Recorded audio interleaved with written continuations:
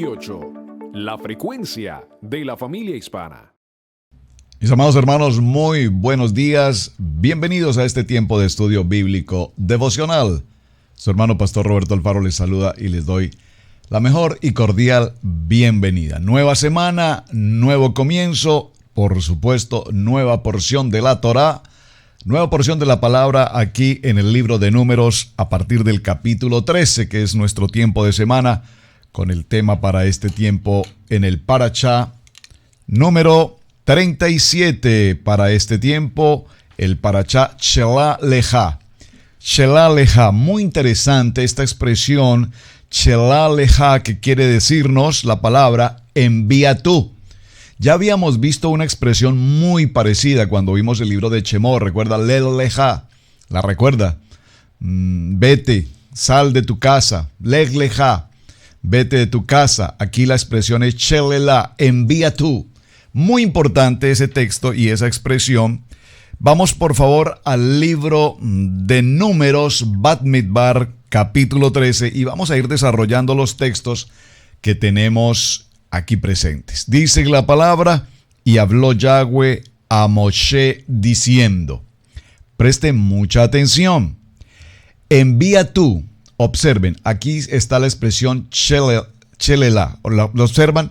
Shelah Leja, envía tú hombres que reconozcan la tierra de Canaán, la cual yo doy a los hijos de Israel. De cada tribu de sus padres enviaréis un varón, cada uno príncipe entre ellos. Es decir, líderes, hombres de reconocimiento, hombres de testimonio, hombres de incidencia, hombres de visión, hombres de responsabilidad, hombres de compromiso. Dígalo conmigo, ese soy yo. Muy bien. Y Moshe los envió desde el desierto de Param, conforme a la palabra de Yahweh, y todos aquellos varones eran príncipes de los hijos de Israel. Estamos hablando entonces de las 12 tribus de Israel. Y a partir del capítulo 13, verso 4, nos menciona cada uno de quienes estuvieron allí presentes como espías. Hagámonos algunas preguntas al texto. Es muy interesante notar que la expresión envía tú, observen que en los textos que hemos leído durante los parashá anteriores, siempre vemos cómo al principio de cada capítulo, permítame tomar otro texto para mostrar el ejemplo que quiero representar. Habló Yahweh a Moisés diciendo, observen, siempre Dios, el Padre Eterno, Todopoderoso, le habla a Moshe y le da una indicación de algo que hay por hacer. Le dice, en el caso que estoy tomando como ejemplo, en el capítulo 8, habló Yahweh a Moshe diciendo, habla a Aarón y dile. Pero cuando llegamos al capítulo 13, este número 13, ese número 13 que es un número tan interesante, y no vamos a entrar aquí en polémicas, ni mucho menos con respecto al número 13, pero particularmente en el capítulo 13 se van a suceder los acontecimientos más extraordinarios del pueblo de Israel. En el capítulo 13 se produce un cambio de vida. En el capítulo 13 se produce un cambio absoluto y radical en la vida de todo el pueblo de Israel. En el capítulo 13 se determina una situación en el que el Todopoderoso incluso llegó al momento de determinar, anular, aniquilar, destruir a este pueblo de Israel. ¡Wow! ¡Qué situación tan impresionante! En el capítulo 13 se determina que las generaciones que salieron de Egipto después de 20 años de edad, aquellas generaciones pasarían los demás años en el desierto y morirían allí porque estas generaciones no pasarían a la tierra prometida. ¡Wow! Todo esto pasó en el capítulo 13. Este capítulo 13 es muy importante. Me deleito realmente estudiando todo el texto de Números capítulo 13 y subsiguientes. Toda esta enseñanza, toda esta porción que estamos desarrollando de Shelah Leja es extraordinaria, porque tiene no solamente historia, marca el contexto histórico de Israel, sino que por supuesto además nos va a hablar con una claridad nuestros corazones, porque tal cual como este pueblo de Israel hace tantos años, tal cual hoy en el siglo XXI, creo que estamos pasando por las mismas circunstancias. Veamos entonces algunos detalles. Envía tú es una responsabilidad que ahora el Padre Eterno le habla a Moisés y le dice: yo te hice una promesa, Moisés. Yo tengo una promesa para ti y para todo el pueblo de Israel, incluyendo ¿a quién? Incluyendo, por supuesto, a todos los extranjeros que habitan con ustedes. ¿Qué les prometí? Les he prometido una tierra de bendición, esta tierra de promesa, donde todo lo que ustedes vayan a poseer en ella será de consigo bendición para ustedes. Entonces nos surge, por supuesto, una pregunta interesante aquí en este punto. Si ya tenemos una promesa de bendición, si ya sabemos que Dios ha hablado con una voz audible a Israel, al pueblo, a las 12 tribus y a los extranjeros que habitan con ellos, y les ha prometido un Canaán, una tierra de bendición, repito, entonces, ¿qué necesidad tenemos de enviar un grupo de hombres a expiar, a explorar, a indagar si realmente esa tierra es una tierra de bendición? La primera circunstancia con la que nos vamos a encontrar en este punto es haciendo algunas preguntas sobre el tema. ¿Sería entonces acaso un punto en el que Moisés y el pueblo de Israel dudaron en algún momento de la promesa de Dios? ¿Había una estrategia especial de parte de Moisés como líder, como el hombre profeta, ese hombre de integridad, de obediencia? Atención, lo vimos en el parashá anterior. Aquel hombre humilde. No hay otra expresión en todo el Tanaj que nos hable de la grandeza de Moisés como esta expresión que vimos justamente la semana anterior, en el parashá anterior, cuando mencionamos y precisamente en el proceso de la controversia de Miriam con Aarón y Moisés, acusándolo, reclamándole, criticándole, juzgándole, murmurando sobre su vida, cómo Yahweh interviene directamente, habla a Aarón y a Miriam y los reargulle, enviándoles un castigo muy fuerte, la lepra particularmente para Miriam. Y allí viene una expresión y dicen: porque no hay otra persona tan fiel, no tengo un siervo tan fiel, tan obediente, tan humilde como Moisés. Pero ahora en el capítulo 13 nos encontramos con que Moisés envía un número de 12 líderes, 12 príncipes hacia la tierra de Canaán a ser explorada. La respuesta a una pregunta interesante aquí la vamos a encontrar, si me acompaña por favor, al libro de Deuteronomio. Vamos a ir a dar respuesta a esta inquietud tan interesante. Y digo tan interesante porque cuando el Señor ha hablado a nuestros corazones, cuando nuestro Padre Eterno nos habla a nuestros corazones y nos da una promesa, ¿cuántas veces nosotros a una promesa no solamente decimos amén, sino que peor aún, en la condición de recibir la bendición, buscamos cómo reafirmar la promesa que Dios nos ha dado? Es decir, permítame hacer un ejemplo. Dios ha prometido para ti un empleo, una empresa, un proyecto, y ya lo prometió y dijo: y te voy a bendecir. Pero sin embargo, en nuestra manera de vivir y de pensar, buscamos ayudas externas, terceras personas, que nos confirmen si esa promesa que Dios nos dio es verídica o no. ¡Wow! ¡Qué delicado esto! Porque, por favor, si tú tienes que confirmar si una palabra de Dios es buena, si una palabra de Dios es real, si una palabra de Dios es verídica, si una promesa de Dios se va a cumplir, entonces perdónenme, pero estamos frente a una situación muy delicada, y es no solamente la falta de emuná, es decir, la falta de fe, sino que peor aún, estaríamos frente a una herejía. ¿Lo puedo repetir? Estaríamos frente a una herejía.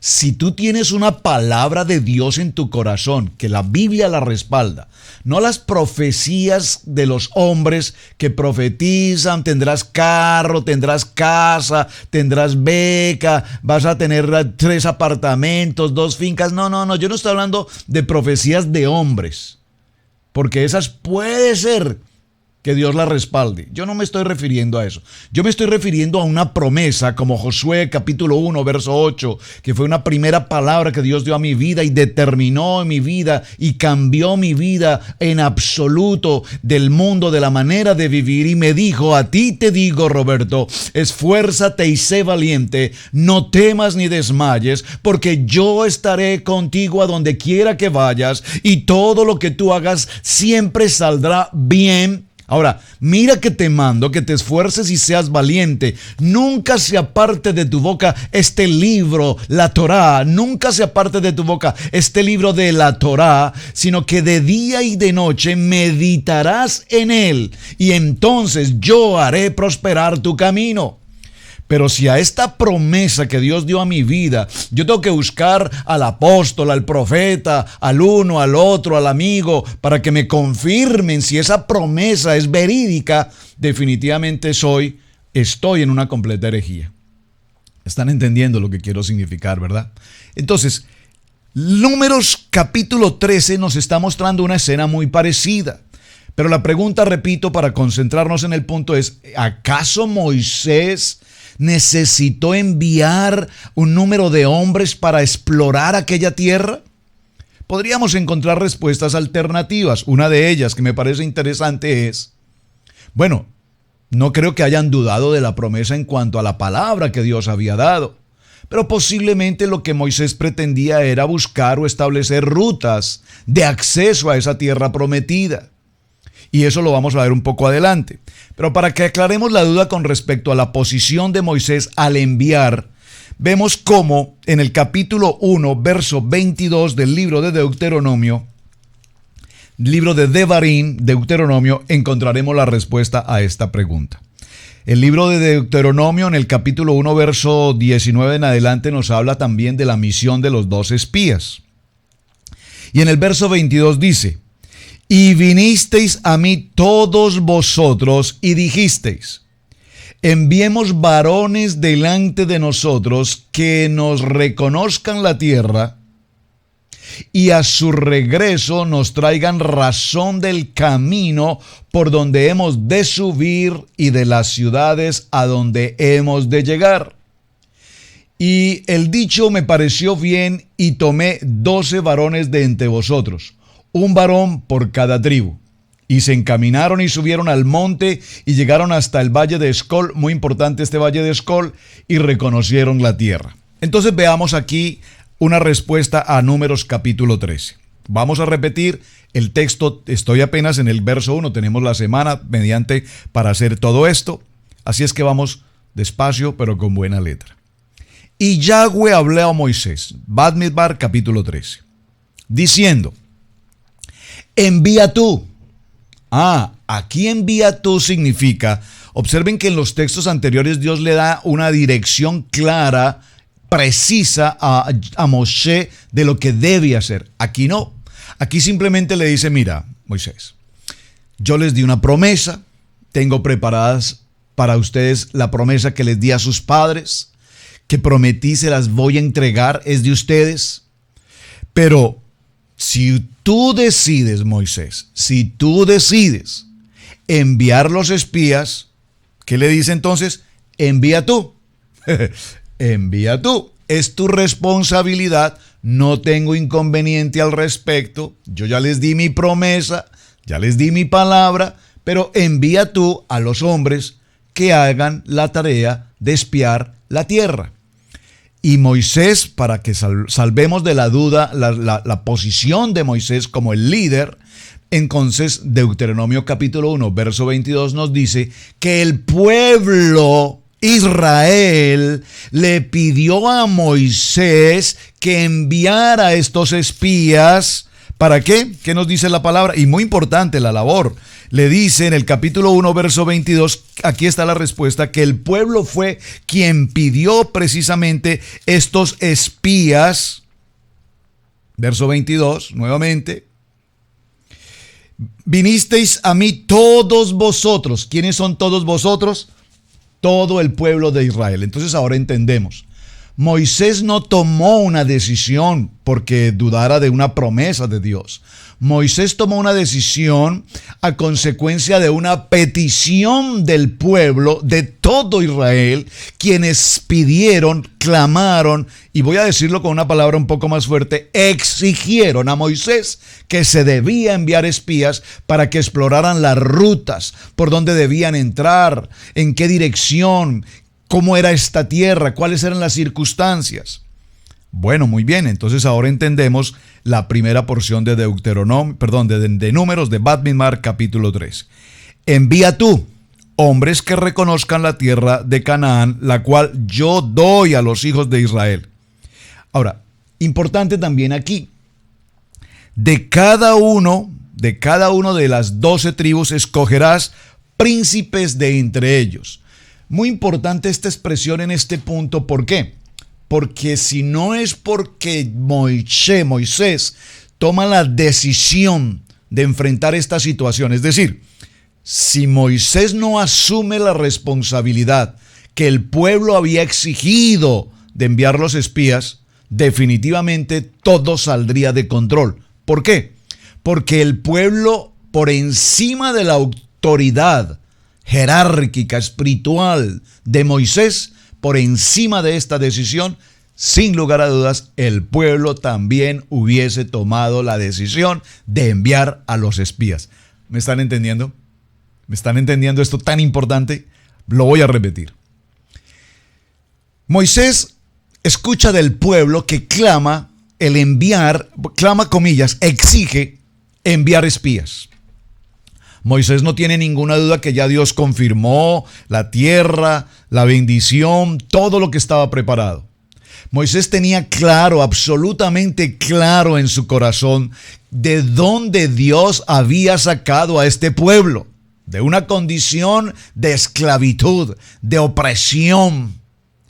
Moisés sabía que en este recorrido que apenas llevaban, después de llegar a Sinaí, recibir la Torá, ver los milagros, ver todo lo que estaba sucediendo en favor del pueblo, les había enviado el maná, les había enviado las codornices, les hacía brotar agua, tenían provisión, alimento 100% celestial, maná al desayuno, maná al almuerzo, maná a la cena. Provisión, no tenían enfermedad, no tenían cansancio físico, todo era una bendición. La nube los protegía durante el día, durante la noche la columna de fuego los abrigaba. Ahora está el tabernáculo, tienen la presencia, la Shekinah de Dios. Dios les habla con una voz audible. Dice en Éxodo 20 que todo Israel y los extranjeros que estaban con él escucharon audiblemente estas palabras de Yahweh. Es maravilloso todo lo que está pasando. Se comete el primer gravísimo error, digo gravísimo en el sentido del pecado. Se comete el primer gran error de Israel. ¿Cuál es? El becerro de oro, que ya estudiamos en los mensajes anteriores.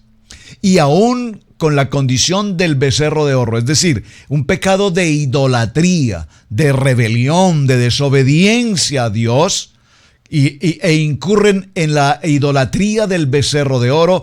Recuerden que hubo tanta situación tan fuerte que el Padre Eterno estuvo a punto de extinguir totalmente a Israel. Sin embargo, ahí está ¿quién? Moisés. Ahí está Moshe frente al Padre Eterno pidiendo misericordia por su pueblo, y sin embargo, pese a toda esta historia, se hace justicia, y en esta justicia 3,000 mueren por la acción de desobediencia, dígalo conmigo, desobediencia e idolatría. En medio de todo también de su rebeldía, es decir, de querer hacer lo que a ellos les parece que tenemos que hacer. ¿Cuántos hemos pasado por esta experiencia? Hoy, estoy hablando para hoy, de querer hacer las cosas como a nosotros nos parece, como yo creo que se tienen que hacer, porque a mí nadie me tiene que decir, pastor, usted no tiene que decirme qué es lo que yo tengo que hacer. Pastor, usted no tiene que decirme cómo me debo vestir, ni qué debo comer, ni qué debo hacer, porque yo hago las cosas como a mí me parecen. Idolatría, becerro de oro, desobediencia, por no decir demás, arrogancia y demás. Ahora nos encontramos en el capítulo 13. Y en el capítulo 13 nos encontramos a un pueblo que ha sido grandemente bendecido, que parece ser que a todo este pueblo se les olvida cuánto Dios ha hecho por ellos, pero mayor aún, se les olvida de dónde Dios, poderoso Padre eterno, de dónde Hashem lo sacó. Nunca olvides de dónde el Padre eterno te rescató. Te rescató de tu vana manera de vivir. Te rescató de tu egoísmo, vanidad, pleitos, contiendas, borracheras, fornicaciones, adulterio y pecado e inmundicia. ¿De dónde Dios te sacó? Ya Dios dio una promesa. Y podríamos mirar algunos de los textos bíblicos, por supuesto, para que redondemos un poco la historia. Génesis capítulo 13, verso 15. Génesis capítulo 17, verso 8, Génesis capítulo 28, verso 13, Éxodo capítulo 6, verso 8, libro de Levítico capítulo 13, verso 34, capítulo 19, verso 33, capítulo 25, verso 2, entre otros, todos los hemos estudiado ya. Estoy solamente recordando textos que ya hemos visto en los mensajes anteriores. Y en estos textos, ¿qué dice la palabra? En estos textos la palabra dice, yo les entregaré una tierra de bendición. Hay una promesa y es lo que el Señor nos está recordando aquí. Por lo tanto, no olvides de dónde Dios te rescató. Entonces Moisés envió desde el desierto de Parán, conforme a la palabra de Yahweh, a todos aquellos varones que eran príncipes de Israel. Y observen, tenían que elegirse hombres de testimonio, hombres de autoridad, hombres de reconocimiento, hombres de fe, hombres de testimonio. Porque de lo contrario, si Moisés no toma control sobre esta situación, el pueblo hubiese enviado a cualesquiera a hacer una misión imposible. Ahora, a partir del verso 4 se mencionan cada uno de quienes fueron. Estos son sus nombres: de la tribu de Rubén, Sumua, hijo de Zacur; de la tribu de Simeón, Safat, hijo de Orí. Por favor, léalos usted con detenimiento en casa, cada uno de ellos. Pero básicamente me interesa mencionar en el verso 16, estos son los nombres de los varones que Moisés envió a reconocer la tierra. Y a Oseas, hijo de Nun. Por favor, subraye el verso 16. Muy importante que tenga usted presente este texto. Libro de Bamidbar, capítulo 13, verso 16. Estos son los nombres de los varones que Moisés envió a reconocer la tierra. Y aparece allí, y a Oseas, hijo de Nun, le puso Moisés el nombre de Josué. Por favor, grabe esto en su corazón porque es extremadamente importante. A partir de este momento, en los demás estudios de toda la Biblia, este versículo es fundamental. El nombre inicial de Josué, que significa Salvador, que es una primera introducción al nombre de Yeshua. Aquí está Josué. Aparece, su nombre original es Oseas, hijo de Nun. Básicamente lo que se hizo fue agregar unas letras en el original hebreo. Y ahora es Yeshua, Josué, que, repito, representa el Salvador. Y los envió Moisés a reconocer la tierra. Por favor, observen la misión a la que ellos debían ir. Los envió pues Moisés a reconocer la tierra de Canaán, diciéndoles: subid de aquí al Neguev y subid al monte y observa la tierra como es. Observa la tierra como es. Por favor, subraye: observa la tierra como es. Muy importante. esta frase, no la podemos pasar tan desapercibida. ¿Por qué? Porque veremos cómo, y todos seguramente, estoy seguro que ustedes han escuchado esta historia N veces, es una historia apasionante. Nos daremos cuenta que la primera labor a la que Moisés envía a estos hombres es a cumplir con una misión de explorar, verificar, establecer la tierra. La tierra, ¿es una tierra buena? ¿Qué tipo de tierra es? Ya sabemos que Dios dijo que era una tierra buena. Y dice, y subid al monte, observad la tierra como es, y el pueblo que habita. Número 1, la tierra. Número 2, la gente. Cuán importante es que cuando llegues a esa tierra, verifiques qué es esa tierra y cómo es su gente. Saben, estaba recordando en este momento, en mi país original, la tierra es negra, es de color negra. Cuando vinimos a esta nación en América, la tierra que tenemos aquí es tierra roja. ¿Qué tiene que ver eso, pastor? Pues muy interesante, porque yo nací conociendo tierra negra. Hoy en este país donde nos encontramos conozco tierra roja. ¿Y esto es importante? Sí, es importante porque la primera tarea que Moisés envía a sus espías es a que verifiquen la tierra. Y esto, repito, lo vamos a ver en el estudio posiblemente mañana. ¿Por qué es tan importante la misión de reconocer la tierra? La tierra, pastor, ¿por qué se detiene tanto en este punto? Porque esto es muy importante. No quiero que lo pasemos desapercibido. Muchas veces lo hemos pasado desapercibido y necesitamos entender qué nos quiere mostrar Dios aquí con respecto a la tierra. Número 1, la tierra. Número 2, los habitantes. ¿Quién es la gente? ¿Cómo es esa gente? ¿Cómo son los habitantes de esa tierra? Porque allí seguramente se va a encontrar con un sinnúmero de gentes, de culturas, posiblemente de circunstancias, de formas de vivir, de formas de alimentarse, formas de vestir, formas de hablar, maneras de actuar, actitud, comportamiento, vida social, vida política, vida económica. Yo necesitamos saber como pueblo de Israel cómo es esa gente. Son gente religiosa, son gente pagana, son gente idolátrica, son gente guerrera, son gente de miseria, son gente productiva, son empresarios. ¿Qué tipo de gente es la que hay en aquella tierra? Vean entonces cuál importante. Pregunta el Señor, le dice, vamos y quiero que verifiquen esa gente porque quiero saber si son fuertes o débiles. Si son pocos o son gran número de ellos. Esa es una misión. Aquí el Señor Moshe empieza a entregar una misión a estos 12. Verificar la tierra, muy importante. Verificar la gente. Verificar si son numerosos, son pocos. Si son fuertes, si son débiles. Si son personas productivas o si son personas miserables. Necesitamos identificar la gente. Verso 19. ¿Cómo es la tierra habitada? ¿Cómo es esa tierra habitada? ¿Es una tierra urbanística? ¿Es una tierra de construcción? ¿Qué tipo de construcciones son? ¿Cómo son sus entradas? ¿Cómo son sus salidas? ¿Cuál es el tipo de vida de esas ciudades? Muy interesante. Si es buena o mala. ¿Cómo son las ciudades habitadas?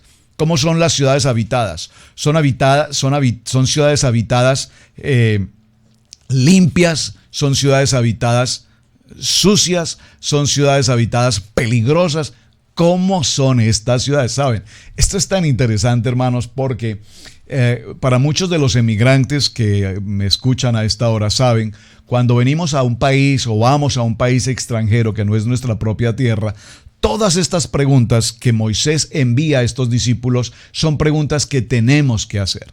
Saben, muchas gentes llegan, en el caso particular nuestro, los Estados Unidos en América, y han escuchado en sus países New York, Miami, Las Vegas, Chicago, y tal vez algunas personas vienen hacia este país con la intención de permanecer y llegan a ciertos lugares porque han oído, son nombres conocidos, son nombres de Hollywood, son películas conocidas, pero no conocen las ciudades, no conocen los habitantes, no conocen su cultura, no conocen sus reglas, no conocen su estilo de vida. Y cuántos millones de hispanoamericanos, latinoamericanos, si prefiere decirlo así, han viajado hacia los Estados Unidos y han llegado a tierras tan desconocidas, con gente tan desconocida y con culturas tan desconocidas que terminaron asimilándose a esas condiciones de vida, y hoy para muchos de ellos sus vidas son una completa fracaso. Nunca jamás pensaron llegar a tierras y habituarse a vivir vidas tan absolutamente fuera del sentido. Y tal vez si hay algo en lo que particularmente nosotros como familia ministerial y para la gloria de mi Padre Eterno hemos procurado hacer es precisamente eso, saber a qué tierra llegamos, a qué lugar llegamos. Sabemos con claridad dónde estamos ubicados justamente hoy, hace 18 años, sabemos la cultura de esta zona, conocemos las gentes de esta zona, conocemos su idiosincrasia, estamos rodeados de gente, si puedo decirlo de alguna manera, gente especial, gente buena, gente agradable, gente amable, gente productiva, gente respetuosa. Esto es muy importante. O sea, esta tarea que estamos viendo con los espías y la misión con las cuales particularmente Moisés los envía, eran misiones muy, pero muy importantes que quiero que tengas presente hoy en tu vida, para que te preguntes, ¿estoy en el lugar correcto? ¿Estoy en el lugar equivocado? ¿Dónde te encuentras hoy? Verso 20. ¿Cómo es el terreno? ¿Es un terreno fértil? ¿Es un terreno estéril? Es decir, hay fuentes de agua, hay fuentes de provisión en aquella tierra. Si hay árboles, miren, si hay árboles, si no hay árboles, si son zonas vegetales, si son zonas agrícolas, si son zonas desérticas. Dice, si hay esforzaos, dice la palabra, verso 20, y esforzaos y tomad del fruto del país, y era el tiempo de las primicias de uvas. Muy importante, era el tiempo de las primicias de uvas. Y ellos subieron y reconocieron la tierra desde el desierto de Sin. Aquí hay una primera respuesta extremadamente importante. Desde el desierto de Sin hasta Rehob, entrando en Amat. Preste mucha atención a ese verso. Verso 22. Y subieron al Negev y vinieron hasta Hebrón. Y allí estaban Aimán, Sesaí y Talmai, hijos de Anac. Por favor, subraye. ¿Qué tal si dejamos una tarea ya para terminar? ¿Por qué es tan importante que el pueblo de Israel entró por el costado sur? ¿Qué representa el costado sur? Usted lo va a leer, aquí lo estamos leyendo en el capítulo 13, verso 21 y 22. Entraron por la zona sur, por el costado sur. Se encontraron, ¿a quién? Entraron de Sin hasta Rehob, entrando a Amat, subieron al Negev y vinieron hasta Hebrón. Y allí estaban Aimán, allí estaba Sesaí y Talmid, hijos de Anac. Hebrón fue edificada 7 años antes en Zoán, en Egipto. ¿Quién es Anac? Es nuestra tarea para el día de mañana. Vamos a dejarlo en este punto. ¿Por qué estos hombres, cuando entraron por esta dirección, se encuentran nada más ni nada menos que con los hijos de Anac? Ven que no podemos pasar la lectura simplemente mirando un texto, si no empezamos a discernir. Cada nombre que la Biblia nos entrega aquí tiene una labor importante y necesitamos establecer cuál es la importancia de cada uno de ellos. Y llegaron hasta el arroyo de Escol. Este arroyo de Escol es muy importante.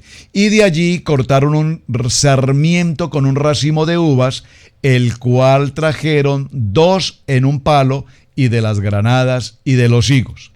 Y se llamó aquel lugar el Valle de Escol, por el racimo que cortaron de allí los hijos de Israel. Muy bien, mis amados hermanos. Este es nuestro primer día de introducción a este parashá maravilloso, Shelah Leja, que significa envía tú. Moshe, es tu responsabilidad. Yo les di una promesa al pueblo de Israel, a tus padres, Abraham, Isaac y Jacob, les di una promesa. ¿Tú quieres enviar tus espías? Envía tú, es tu responsabilidad. Es tu responsabilidad porque Dios ya sabía con absoluta claridad lo que iba a pasar, que nosotros también ya lo sabemos porque escrito está, Pero observen cómo Dios le advierte: Moisés, si lo quieres hacer, yo respeto tu decisión. Es tu responsabilidad. Envía tú. Bien, mis amados hermanos, muchísimas gracias por acompañarnos. Su hermano Pastor Roberto Alfaro les saluda. Gracias por compartir el mensaje, gracias por sus mensajes, por sus comentarios, y espero que disfruten de esta semana con esta enseñanza apasionante, la misión, la importancia, la relevancia y la experiencia para nuestras vidas a través de estos espías. Shalom, bendiciones, muy buen día.